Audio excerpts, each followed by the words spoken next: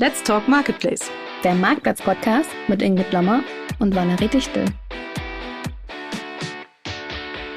Guten Tag, or should I say good day to our international listeners, and a warm welcome to episode 34 of Let's Talk Marketplace, the podcast of your choice, hopefully, for all marketplace people.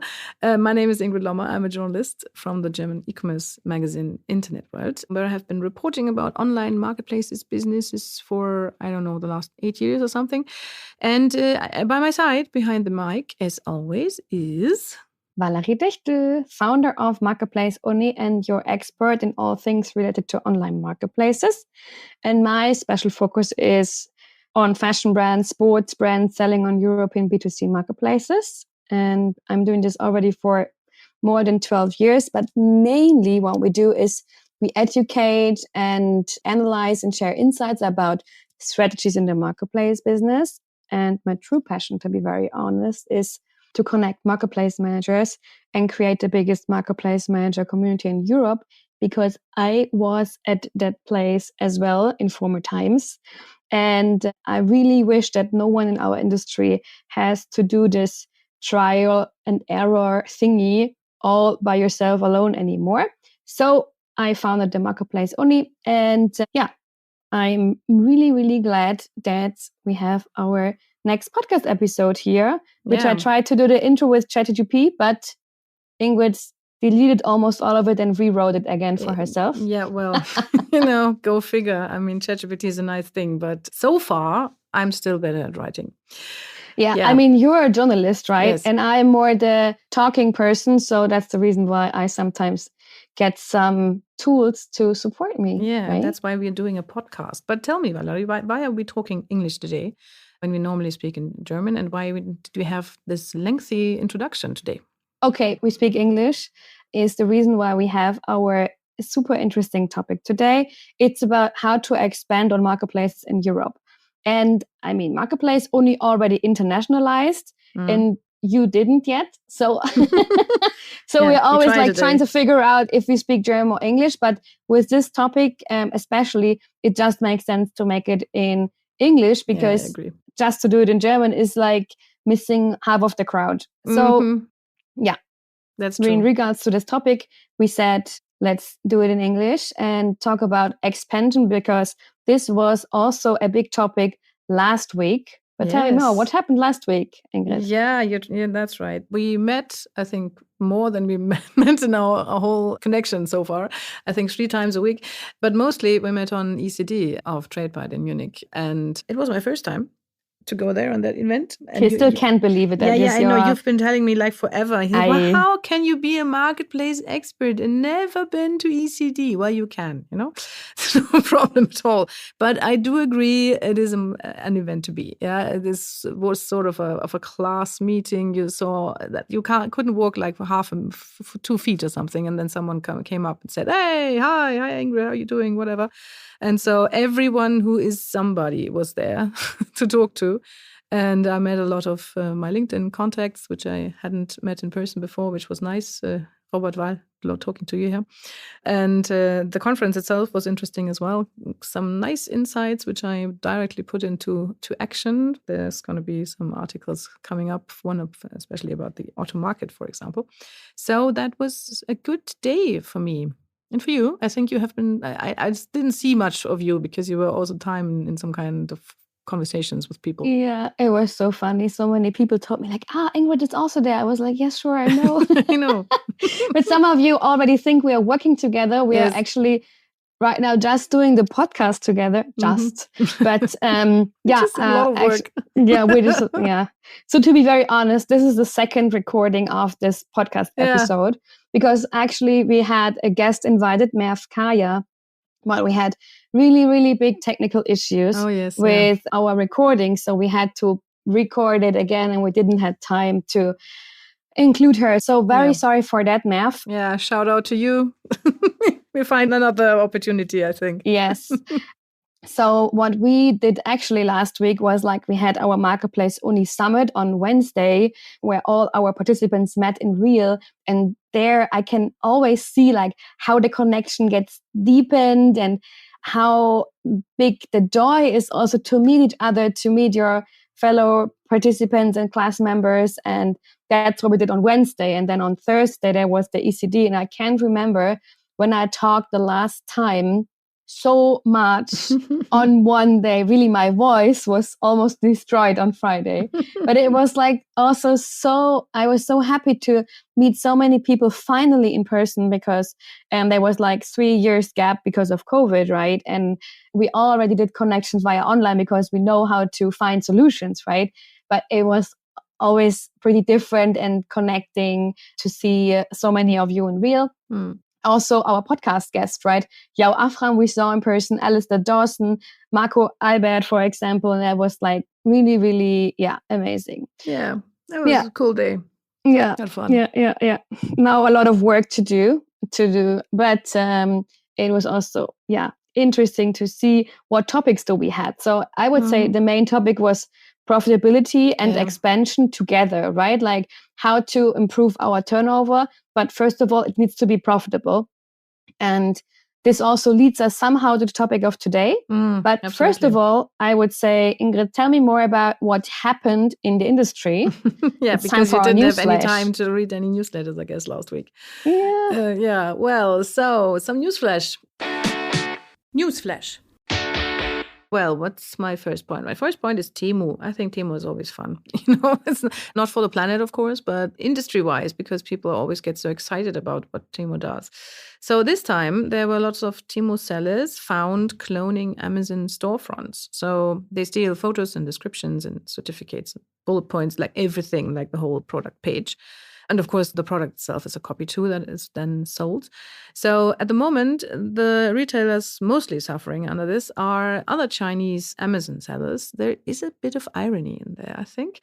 But I guess it's only a matter of time until European D2C producers will face the same problem. So what do we think about Temu? I mean, in this specific case, it's Temu as the bad guy in this situation. Well, the platform for the bad guys, yeah.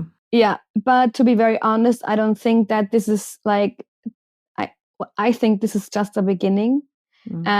Because even, or especially with AI and stuff, it will be much easier to steal all those things and to copy it. And also more difficult to find out like who was the original one, who copied what from whom and when. So, I mean, this is a really big topic, and I think it will become an even bigger topic in the future. So, right now it's just a pity for the other Chinese Amazon sellers. But I think this is, just the beginning, to be very honest. Yeah. And this is not what I said, like, oh, this is just the beginning, amazing. No, it's like, hey, we have to really find solutions about it. Deal with that. Yeah. But I don't know if like adding 100 more regulations in Europe is the best option about it. So I don't know. Yeah, we'll see. I mean, the problem, a few years back, the same problem brands faced on Amazon. That's true. It was the same thing. The Chinese sellers coming to Amazon, copycatting everything that was there and selling it cheaper and stuff. So I guess this is the same problem, just in the new clothes. Yeah, and overall, copying is not a new topic. I mean, all the luxury brands have these issues and have like huge departments to identify those, but they found already a solution for it. I think it just got a bit easier to do it now. Yeah. And this became a even bigger challenge for brands. Absolutely. Yeah. Right. What else? Something nice. H&M wants to expand their marketplace. They had their annual report, I think 2 weeks back, and they presented quite nice figures, plus 9% in turnover last year, which is like really a landslide if you compare it to other annual reports of other fashion brands. And one of the things that was responsible for this nice report was their online marketplace. So they want to expand it, want to add more brand partners, and also want to expand their own marketplace business and sell their own private labels on other marketplaces. Congrats from my side, and also sort of an apology, because I remember when that marketplace started about a bit more than a year ago, we reported on that right here in the newsflash of Let's Talk Marketplace. And I remember that I wasn't impressed at all with the idea of H&M starting a marketplace. So because I just couldn't see it, and I especially couldn't see what brands would go on that marketplace and what they could get out of that. So it seems I was wrong. Things are working out fine. Yeah, and I'm glad to hear that. I'm always happy when we are not right in predicting bad things, future. Yes. That's true. So I'm really glad to hear that, because I think we have a huge change also in the marketplace business this year. Like a lot of big marketplaces are closing, and yeah, I mean, you know how the situation is, right? I don't need to tell you. And then to see there's one other fashion marketplace who is growing and is also originally from Europe, to be honest, because what we also see is that we had last week a big topic of Trendyol, Mera Vida, I think. Yeah, I didn't know them at all. They're no, a marketplace, aren't they? Yeah, they are a marketplace. Okay. They are, I would say, Tmall in Spain now. Okay. So especially behind Trendyol and Mera Vida, there is Alibaba Group. So there is a lot of money behind it and a huge push. Mm-hmm. But we had the discussion already last week. We were also what's this marketplace about? We're also other brands were never heard about it, but they try to contact me. Mm-hmm. What I really need to say is that they really are pushing and contacting the brands. And we see, for example, other marketplaces like ASOS, for example, they are super picky with the brands they want to talk at all about their marketplace. I mean, ASOS became a marketplace, which could be a huge news, but they are pretty selective in with whom they want to do this. Yeah, absolutely. So and they are not open about it. So there are so many different approaches how to open and expand a marketplace as well in Europe. Yeah, that's quite true. Yeah, I'll have a look at that Mera Via thing, I think. I have to look a bit deeper into them. Yeah. Right. Something else. Kaufland. I wanted to talk about Kaufland with you. We didn't do that in our first take, but actually I wanted to hear your opinion about it, because Kaufland is doing lots of things with their marketplace at the moment, and especially trying to integrate the assortment a bit closer into their other sales channels. I mean, of course, Kaufland is that big brick and mortar retail group. So at the moment, they're trying to put the marketplace offers a bit more obviously in the retailer's app. But secondly, they now pilot POS areas in the brick and mortar stores, especially in the one in Düsseldorf, where they present selected marketplace products to the customers. Interesting approach. What do you think about that? Yeah, I think it's just another example for bringing marketplace and brick and mortar even more together, and that it's not against each other or in a competition, then rather it is adding each other. So and have positive effects from each other if you connect them even better. So that's what Kaufland does. And I think they do it pretty well. They also expanded countries recently.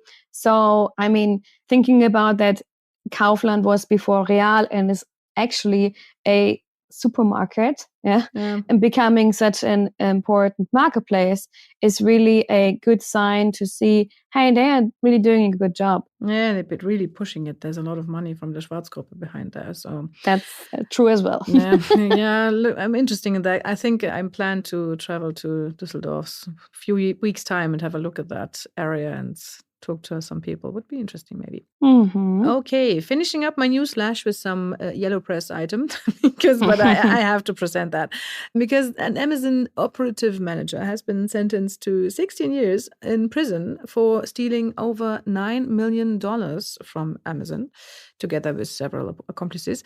And allegedly, she created vendor accounts that didn't exist and forged invoices for products from these accounts. And that's how she got her money together. So, Valerie, you as a former Amazon vendor manager, are you impressed or not surprised at all that that kind of thing could happen at Amazon? Or do you think, why, I was stupid, I should have done it myself? Oh, wow. No, I don't have such criminal energy. I think you need a lot of that. Yeah, a lot. You need a lot. So I'm impressed by this criminal energy and by finding all the holes in the system, I would say. Mm-hmm. And you cannot do this alone. That's for sure. But as you can see, it took $9 million that Amazon detected this gap. Yeah, that's amazing. So really. you can see like how Amazon not thinks, but like what are small numbers and big numbers, because you see like, okay, you are maybe a vendor or a seller and who does €500,000 turnover, for example, which is quite important for you, for example, but for the Amazon perspective, it's like peanuts, and they don't really care about smaller amounts, or that's also the reason why you don't have a personal contact anymore.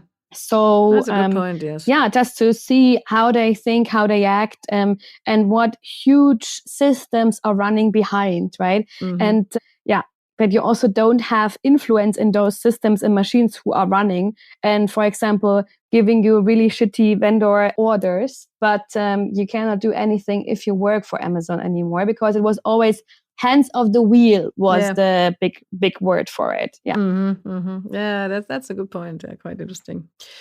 Right. So that sums up my newsflash for this week. So I guess let's start with our topic of the week and talk a bit about internationalization, basically in Europe. Das Thema der Woche. So, over to you. Yes. So let's start with our topic of the week. We have a really interesting topic for you today. It's all about international brands who want to enter or expand into the European market. Market. And we are mainly talking about B2C marketplaces, as this is our focus.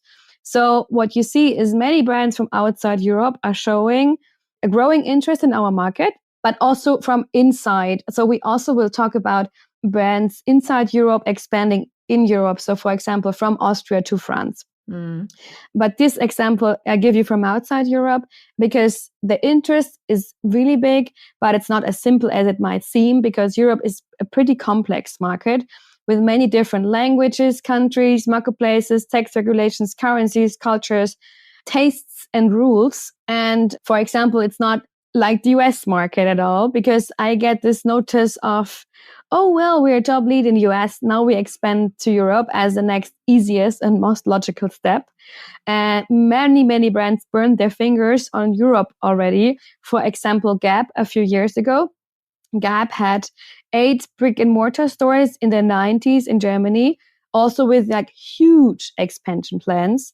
But the commitment in Germany ended in 2004 due to establishment difficulties in the German market, with the sale of all 8 remaining Gap shops to the largest European competitor, Hennes & Mauritz, H&M, at the remaining Gap shops to the largest competitors. Yeah. So what I did 10 years afterwards, at the end of 2014, Gap decided to re-enter the German market to try it again through a cooperation with Zalando via its own online shop starting from May 2015, because Gap also expected that the cooperation will support them in adding 14 European countries, and I think now even more, back then within the wholesale topic, but also within marketplaces. And right now, for example, you can buy Gap in Europe mainly through Zalando and About You online.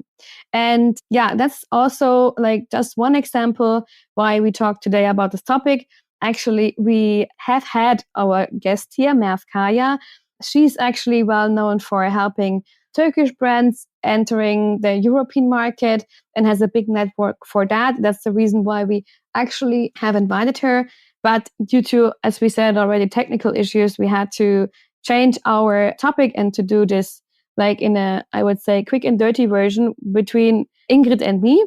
So yeah, we will talk about the challenges and opportunities for brands entering the European market, expanding in the European market.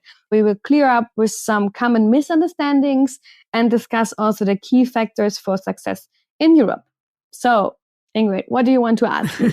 Quite something to do from all that. Maybe first, let's talk about, you had this example about Gap, which I didn't know actually, that they were in Europe like several times and then pulled out again. So what is that biggest common misunderstanding about brands that come from outside Europe and try to enter the European market? So the biggest misunderstanding entering the European market, I would say, is that they think that Europe is one market And that's actually not true. I mean, this is like from the outside of Europe perspective, right? If we are talking about inside of Europe, we are all pretty clear about that.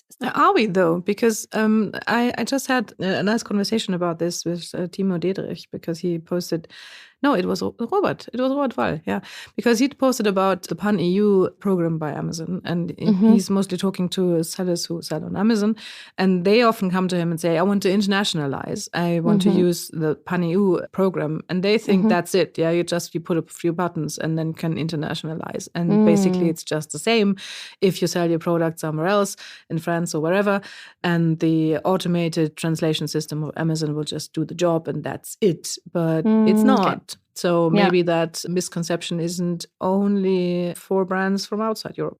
Okay. Yeah. So I will do like the argumentation for all of us. Yes, I think so.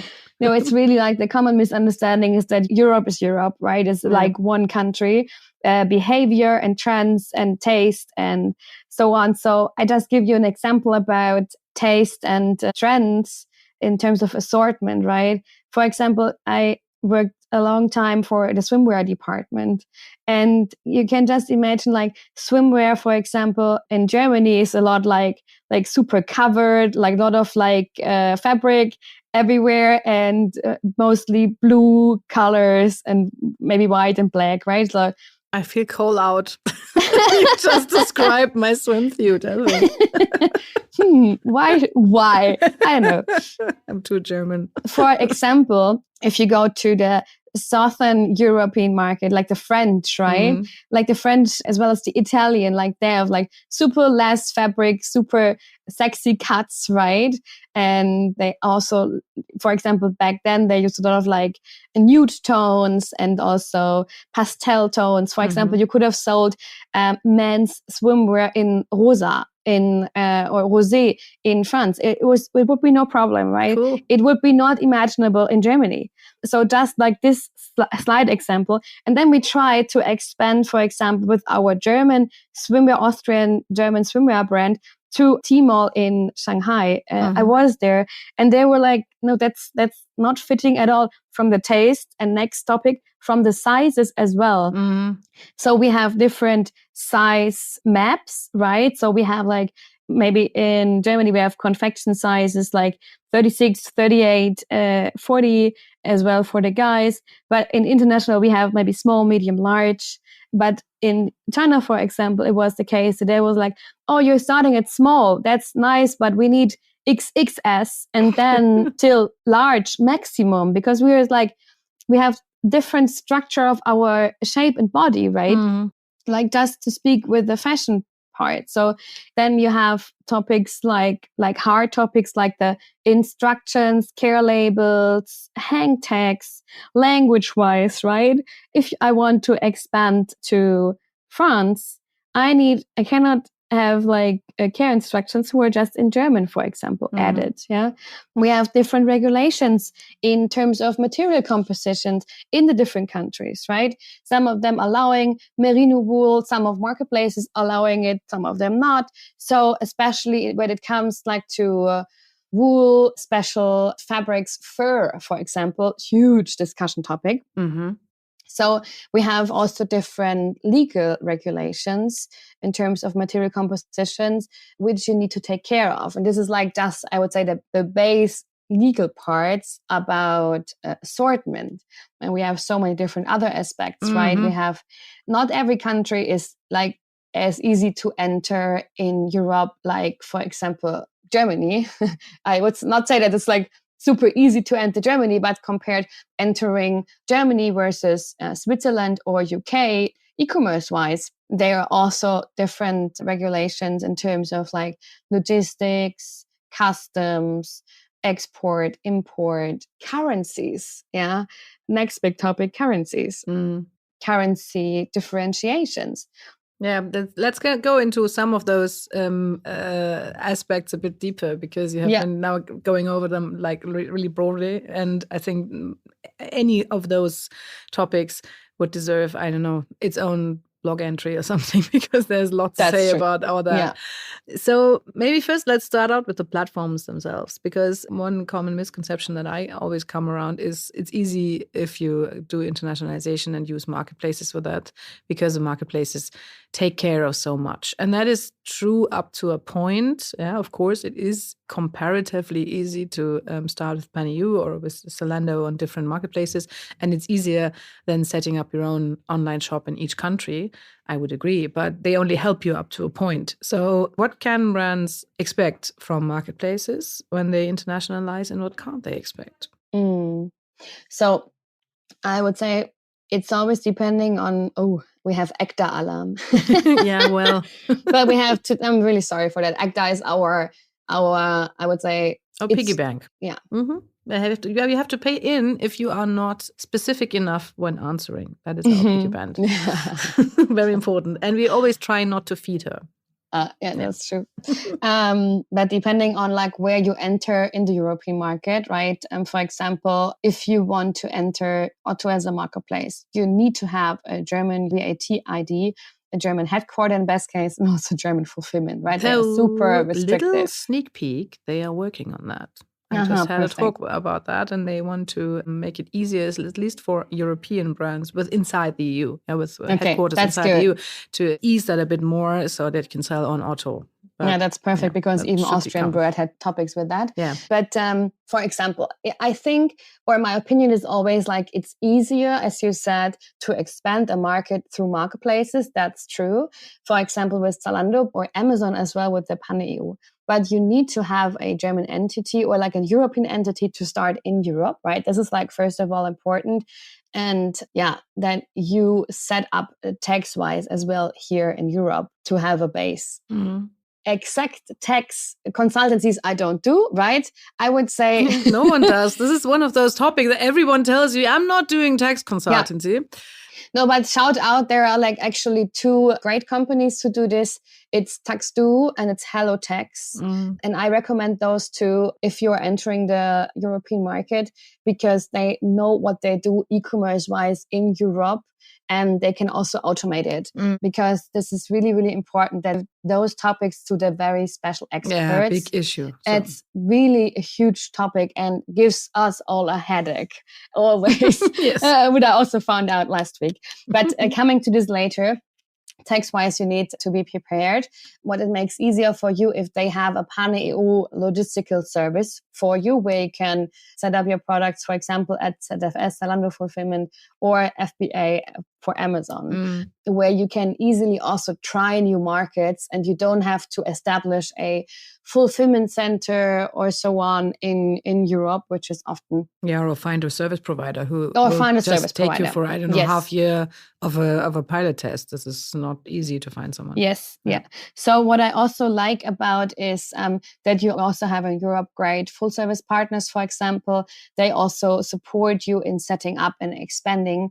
And I would always go for someone who has already experience in this, right? Entering and working within the German market or a European market. What I would not do ever is like coming from outside Europe and saying like, oh yeah, let's join it. And we do it everything by ourselves. We are so good in our home market.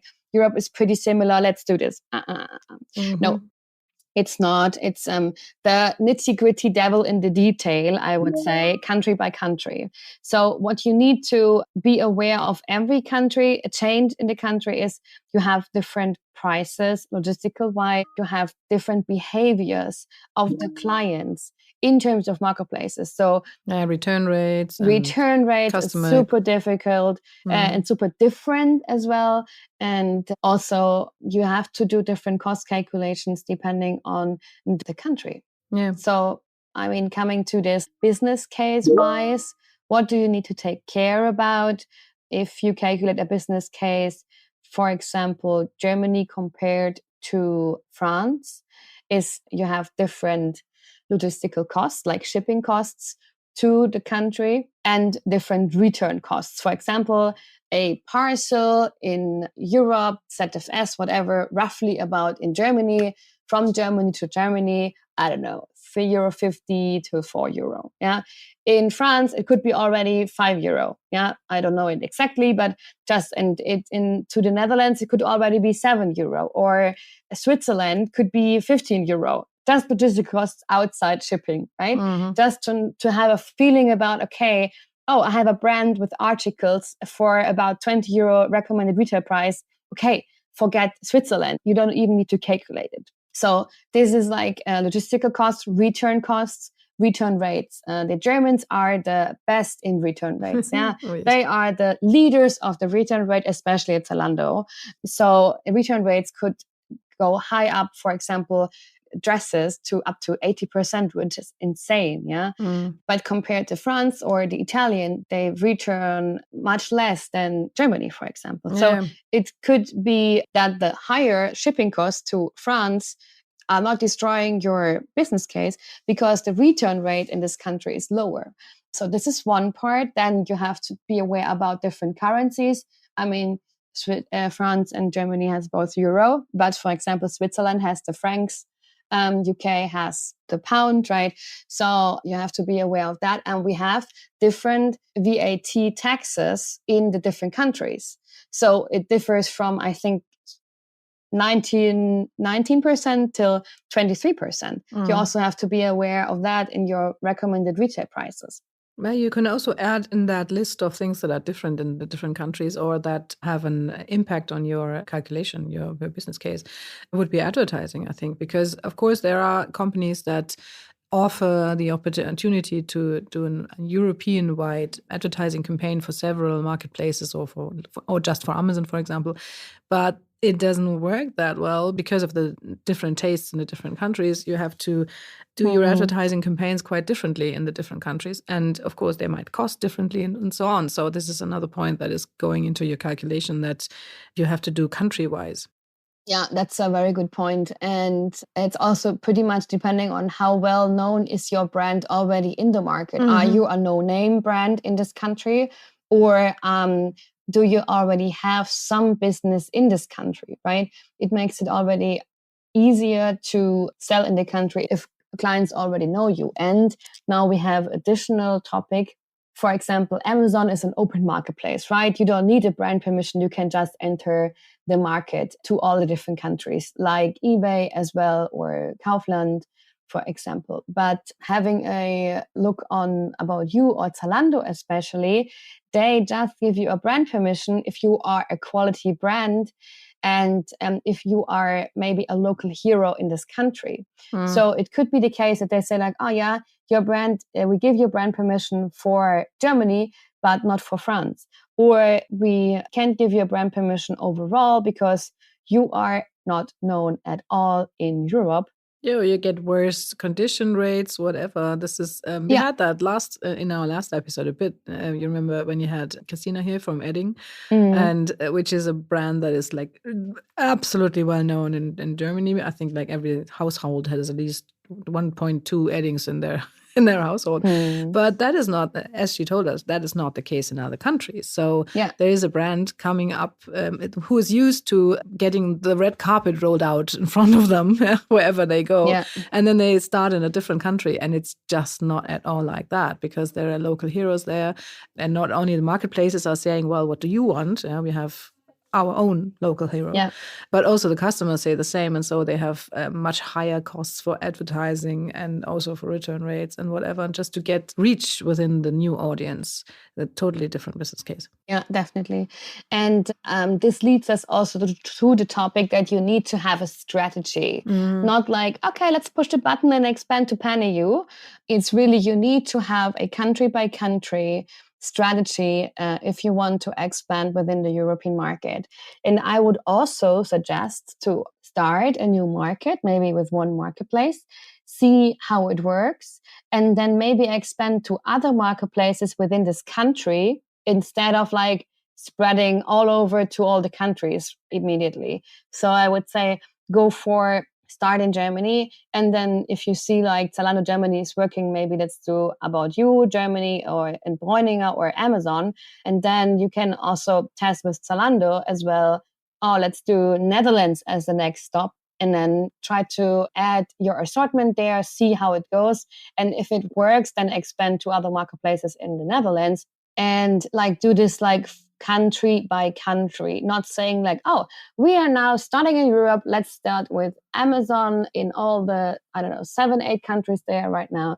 And Zalando with all the 25 countries. Boom. Because translation service that's actually not it. how it works normally, isn't it? I mean, from what we have been learning from brands that we talk to, it's mostly, okay, I have an integrator, say TradeByte or any other, and I have a look at what marketplaces they have integrated, and then I expand to these marketplaces. And when I am on the marketplaces, I expand to all the countries that these marketplaces serve, because that's easier. That's just one connection in my backend, and I don't have to do anything else. So that is the normal course of action, isn't it?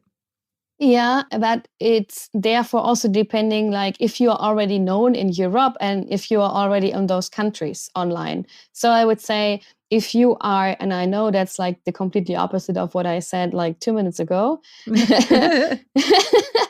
But if I am already known in Europe, then you can say like, okay, we are online on Zalando now, do like the other countries. But if you, I would say outside from Europe, and you have no clue how Europe works, then I would go strategy-wise, step by country. Because, for example, I also know that Channel Engine, for example, like TradeByte, they are also making it easy for you to expand to the whole continent, marketplace-wise.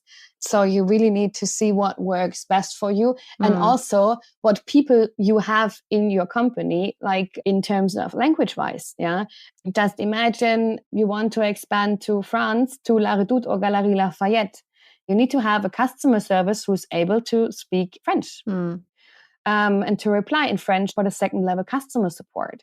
So if you don't have anyone in your team who is speaking French, then maybe you expand to what your team knowledge is about, what your team know-how has. And this is what we also educate in the marketplace only with our courses, is like, what is the strategy? How can we expand? How can we get more profitable? And how can we get more knowledge in our teams to be able to build our strategy ourselves and not belonging to need a outside consultant? Because I'm always a fan of like, get the knowledge in your team, because even if you need full service partners, you need to handle your marketplace business by yourself. You need to decide which products you put on which marketplace, which country, which assortment, how much stock do you put there. And this decision can no one of you give to one of your service partners. You need to do this by yourself. I guess you can for a while, and maybe for the start might be helpful. But no, but you have to decide where you start, even if you need a full service partner. Yeah, you can ask them like, what's the best strategy? That's true. But you as a brand, or like you as a brand who wants to expand, you need to, at the end, to decide it by yourself, to calculate it by yourself, and to sign the papers by yourself in the end. Yeah. And be aware that tax-wise, everything fine, because logistical-wise, we have other challenges as well, right? Yeah. That shouts for quite a diverse and international team in the marketplace area, doesn't it? Yeah, that's it. So that would be helpful if you get a French person or a Spanish person, whatever, who just know their own markets a bit and help you with expanding. Right. I have to look at the time. You know what? We never have a problem talking for 40 minutes together. So our time is already through. But that was fun, but a bit much actor alarm, I think. I think we should break all these topics that we touched on today down and talk about them a bit more in detail. Yeah, that's true. There's so many things to talk about when you talk about internationalization, even if you just focus on Europe. So we could maybe call this episode Marketplace Expansion Basics. Yes, that was basics. Yeah. And that was like really basics helicopter perspective. Yeah. But we need to start somewhere. And this field is endless. Yeah. But I think that is calling for another series, maybe. That's true. Yeah. Yeah. Internationalization in deep dive 1, 2 to 50 or something. Okay, that's good. We don't need to have like a new media plan for the next year. Yep, we're fine. Right. Speaking about next time, so what are we talking about next time? Oh, next time it's quite interesting topic. Also a huge important topic. We talk about prices, price crawlers. How does the price crawlers work on the marketplace business. Why is it affecting that, for example, Amazon reduces my price in wholesale and Zalando does it as well? How is it connected with all of it? We have a guest who is a pricing data expert. It's Sebastian Klump from Price Intelligence / Explain. And we will talk about this topic a lot in the next episode. I would say next week, but that's not true because in 2 weeks' time. We do it in 2 weeks' time. Yeah. Sebastian, if you're listening in, don't forget your headphones. Very important. So you don't want to miss that. And nice for you to listen today. And let us know what you think about the episode and what you think about us staying in English, because I sort of get used to it, But let's see. As always, like, subscribe, push the follow button on Spotify and the 5-star ranking, please. Thanks. And on Apple, wherever. And we will speak to you again in 2 weeks. Hear you then. Bye-bye. Bye-bye. Das war Let's Talk Marketplace, der Marktplatz-Podcast mit Valerie Dichtel und Ingrid Lommer.